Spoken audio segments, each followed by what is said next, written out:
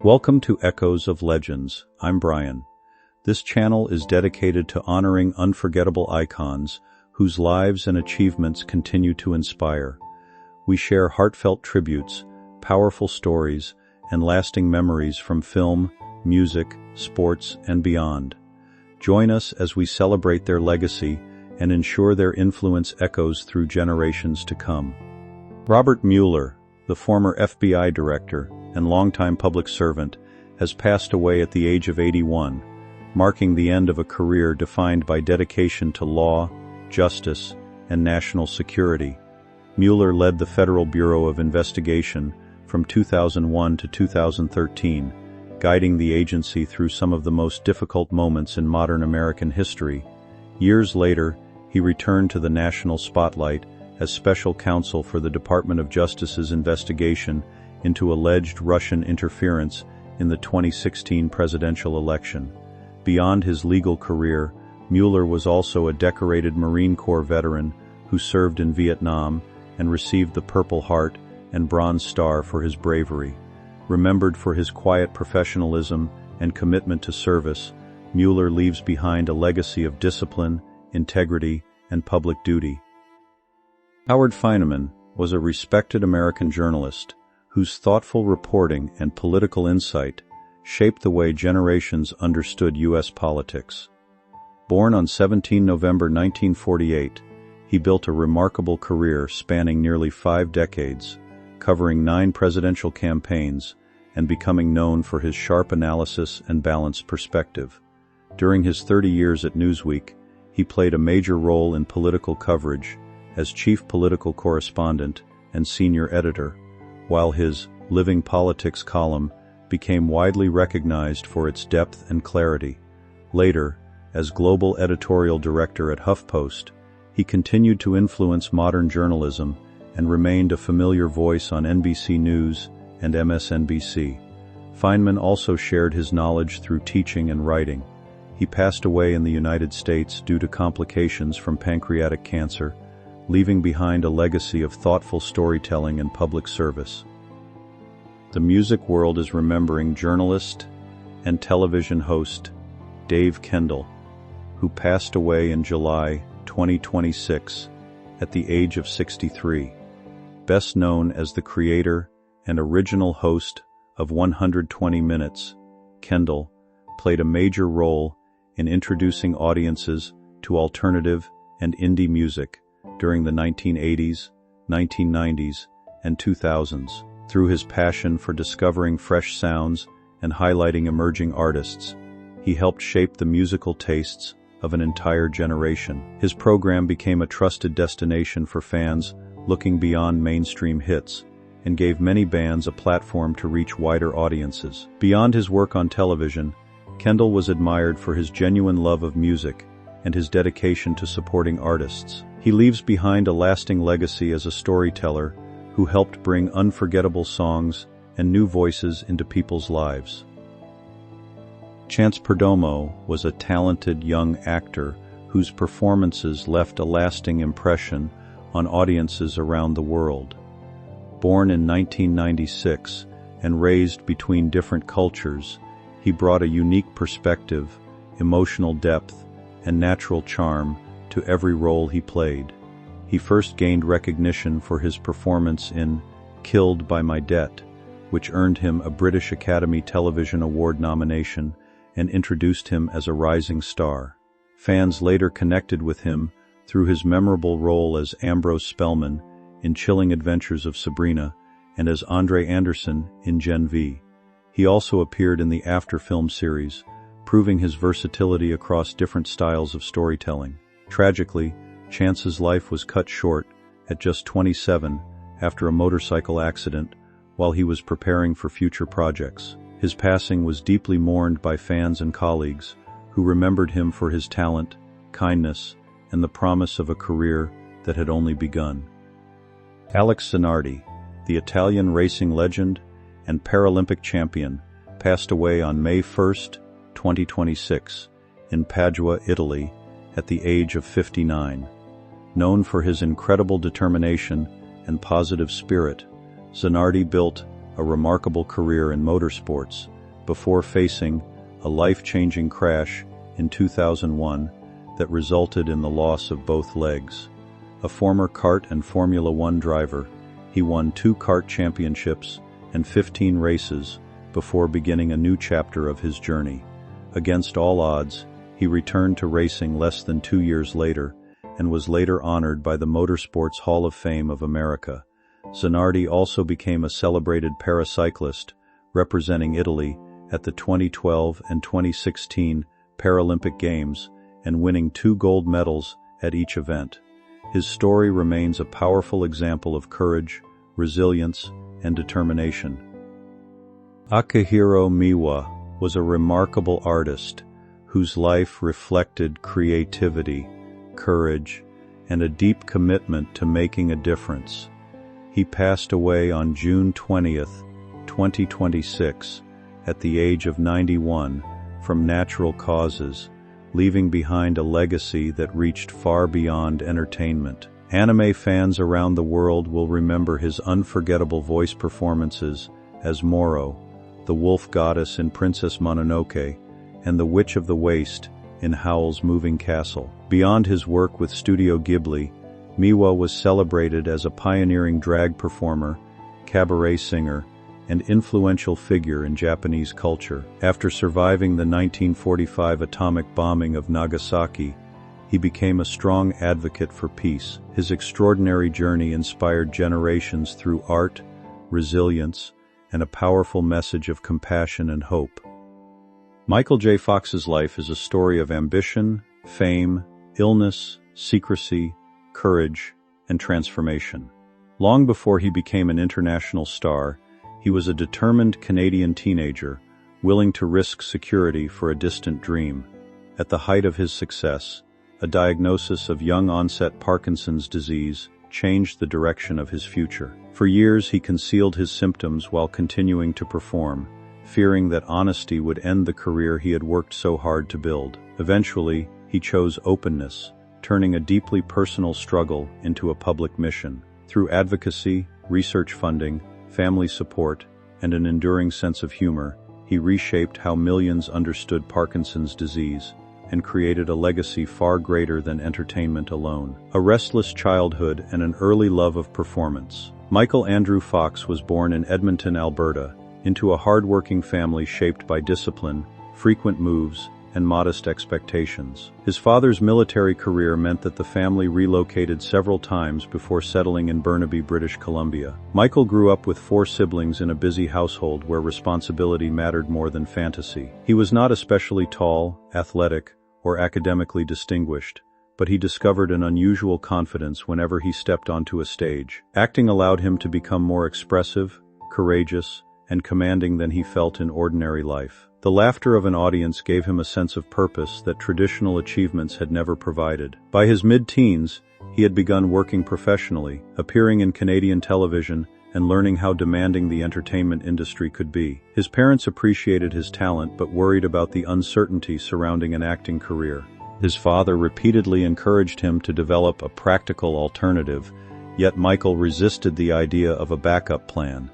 He believed that preparing for failure might weaken his commitment to success. That stubborn determination, which sometimes appeared reckless, became one of the defining qualities of his life. Acting was no longer simply something he enjoyed, it had become the path through which he believed he could build an identity, escape limitation, and create a future larger than the one others imagined for him. Leaving Canada with almost nothing, at 18, Michael left Canada for Los Angeles with very little money, no powerful connections, and no guarantee that he would find work. The decision frightened his family because the entertainment industry was known for rejecting far more people than it accepted. Los Angeles proved harsher than he had imagined. He lived in cramped conditions, survived on inexpensive food, took whatever work he could find, and attended auditions where casting directors often dismissed him because of his height or youthful appearance. Rejection became part of his routine. Some professionals told him directly that he did not possess the physical presence expected of a leading man. Others barely allowed him to demonstrate his ability before moving on to someone else. During his most difficult moments, Returning home seemed sensible, but he viewed it as surrender rather than safety. He kept auditioning, studying performances, and searching for the role that might allow people to see beyond his size. Those years of uncertainty built the resilience he would later need for challenges far greater than professional rejection. He learned how to function without reassurance, how to maintain confidence when evidence appeared to contradict it, and how to continue working when success remained invisible. His dreams survived because he treated every disappointment as temporary. He did not know when the opportunity would arrive, but he remained convinced that preparation and persistence would eventually meet the right moment. The character who changed everything. Michael's breakthrough came when he was cast as Alex P. Keaton in the television comedy Family Ties. The program had originally focused on progressive parents raising children in a changing cultural environment, but Michael's portrayal of their ambitious, conservative, business-minded son quickly became central to its popularity. Alex could have been an unpleasant character, yet Michael gave him warmth, vulnerability, intelligence, and perfect comic timing. Audiences enjoyed the contrast between the teenager's formal suits, financial enthusiasm, and youthful insecurity.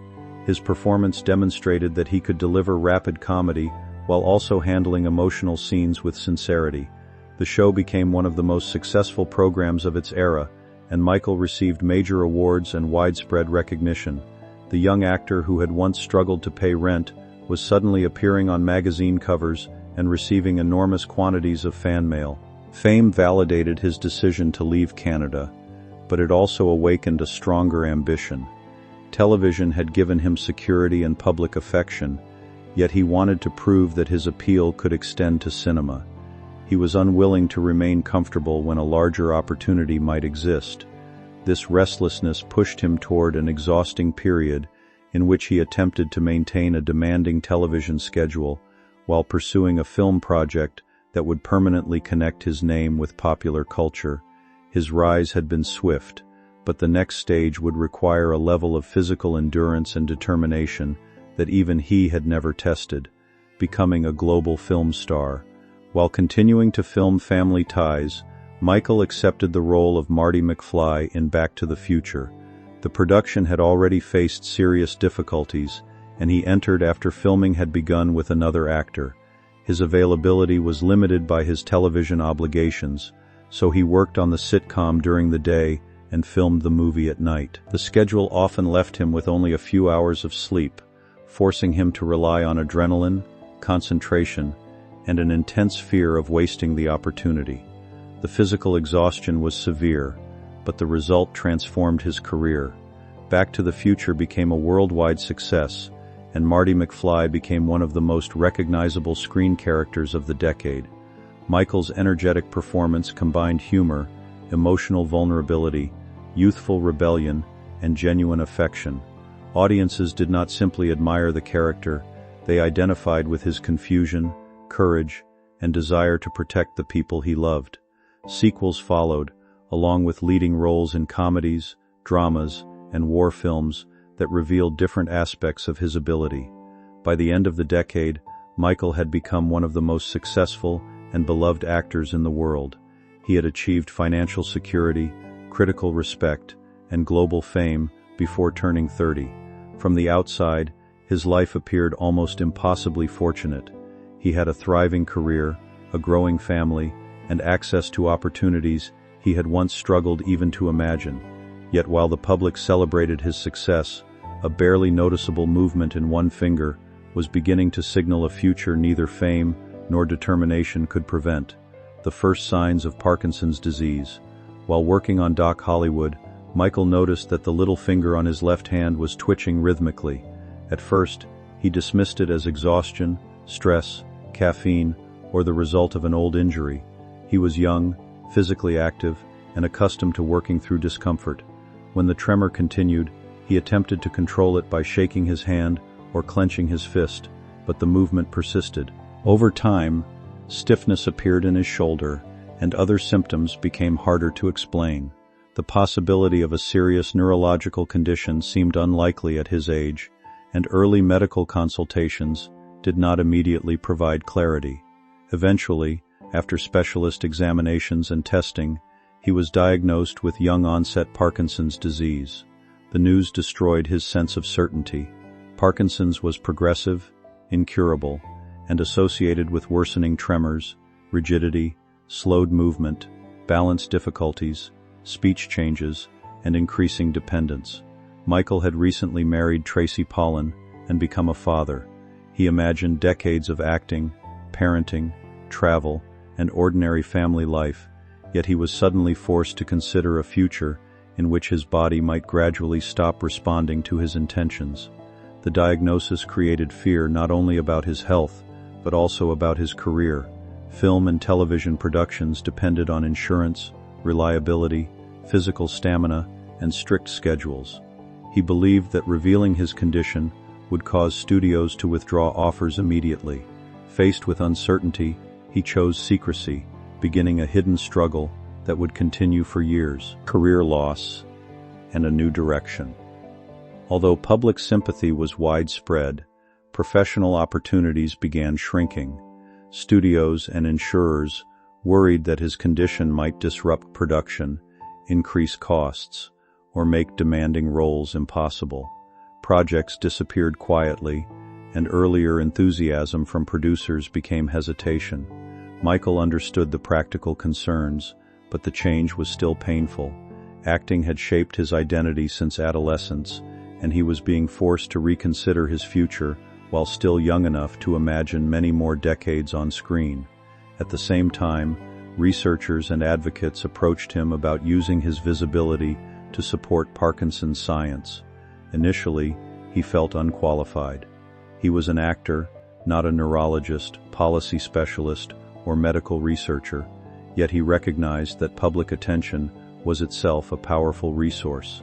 He could explain the human consequences of scientific delay in a way that research papers and statistics could not.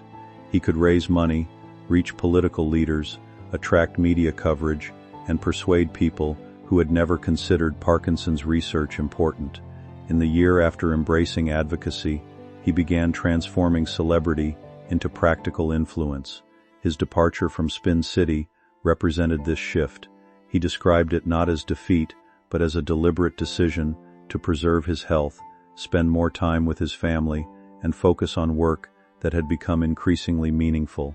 Parkinson's had reduced his professional freedom, but it had not removed his ability to choose.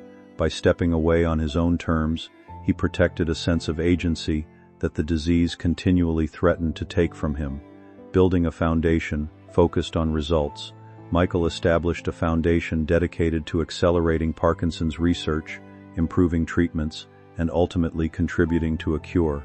He invested his own money and used relationships across entertainment, business, medicine, and politics to attract support. The organization was designed to move urgently, reduce unnecessary delay, and fund promising work that traditional institutions sometimes considered too uncertain. Its approach emphasized measurable progress rather than symbolic awareness alone. Michael did not want his name attached to a passive charity. He wanted researchers to receive the resources required to test bold ideas, share data, develop therapies, and bring discoveries closer to patients. The foundation quickly grew into a leading source of nonprofit funding for Parkinson's research. Its work supported new medications, diagnostic methods, imaging technologies, genetic studies, and experimental therapies. Michael became deeply involved in understanding the scientific process, asking questions, meeting researchers, and translating complicated developments for the public. His personal experience gave the mission urgency, but he repeatedly emphasized that the work was not only for him. He understood that a cure might arrive too late to reverse his own decline. His goal was to alter the future for people diagnosed after him. This willingness to fight for benefits he might never personally receive became central to his legacy. The foundation transformed his illness from a private tragedy into an organized effort capable of improving medical knowledge, patient care, and long-term hope for millions of families.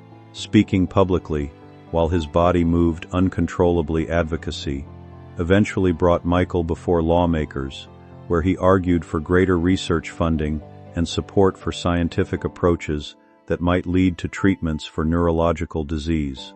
During one major appearance, medication-related involuntary movements caused his body to sway and jerk while he spoke. Rather than hiding the symptoms, he explained them. Without medication, he might have been too rigid to appear. With medication, he experienced visible movements he could not control. The moment showed the difficult balance faced by many people with Parkinson's. Treatment could improve one symptom while creating another, leaving patients to choose which limitation was more manageable. Michael's testimony was clear, disciplined, and deeply personal. He presented Parkinson's not as an abstract medical subject, but as a daily reality affecting movement, independence, work, communication, and family life. His appearance attracted national attention, but it also produced cruel accusations that he had exaggerated or staged his symptoms for political effect. Medical experts defended him and explained that the movements were a recognized consequence of treatment. Michael responded without personal hostility, stating simply that his condition required no exaggeration. The controversy was painful, yet it expanded public discussion. People who had never understood dyskinesia, medication cycles, or young-onset Parkinson's began learning about them.